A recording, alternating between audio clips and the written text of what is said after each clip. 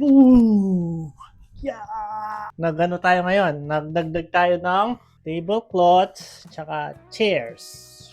Biglaang bili ng mga tablecloth. Ito 4-feet table. Yan. Bumili tayo ng ilan kasi? 10. 10 piraso. 4 feet. Ayan po, nakorek po tayo ng ating director. 4 feet. 4 feet.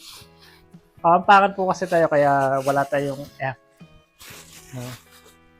Yan. Tapos lalagay natin yung dito sa ating, anong tawag dito, lab?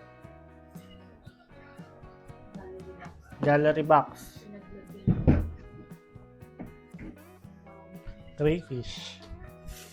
Yan. Ito, dito natin nalagay. Dahil konti pa lang, sama-sama muna sila sa box natin. Na? Meron tayong 10. Ayan. Binili lang natin siya sa Shopee. Yan. Isang ano sila. So, iniba ko yung kulay para madaling ma-distinguish. Orange para sa 4 feet. Tapos, dahil 6 lang yung ating mga 6 feet, sa green na lang natin sila nilagay. Dito sa kahaba. Yan, no? Haba, oh. Ayan. So, dahil may nag-request ng tablecloth na white, kaso wala pa tayo, kaya na-force tayong bumili ng tablecloth. Dati kasi kulay black lang, yung table lang yung meron.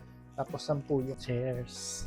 Tapos, eto, meron tayong ribbon. Matte gold. Ito, ganito yung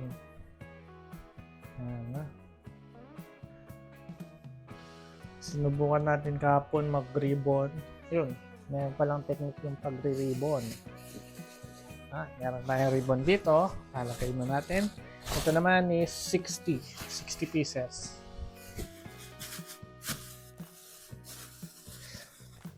Gagamitin natin yan ngayong week. So, meron tayong ano dito, chairs, chair cover.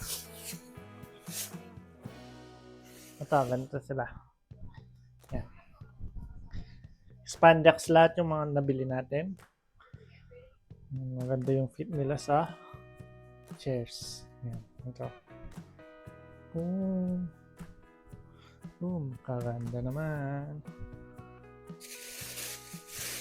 Yan, nilagay natin sila sa malaking plastic. Tapos, yung iba, ito, Shopee. Tig-apat yung laman nito. Sakto. So, yun. Pinakita ko lang sa inyo kung paano i-box. Kung paano pagsasama-samahin dito. Mamaya, lalagay ko yung sample sa video. Ito, ganito sila. Dito, poink. Poink. Oh, galing. Kala mo talaga, editor. Dapat dito yung light mo. Poink. Poink. Yan. Yan. So, kaya na, di ba? Yeah!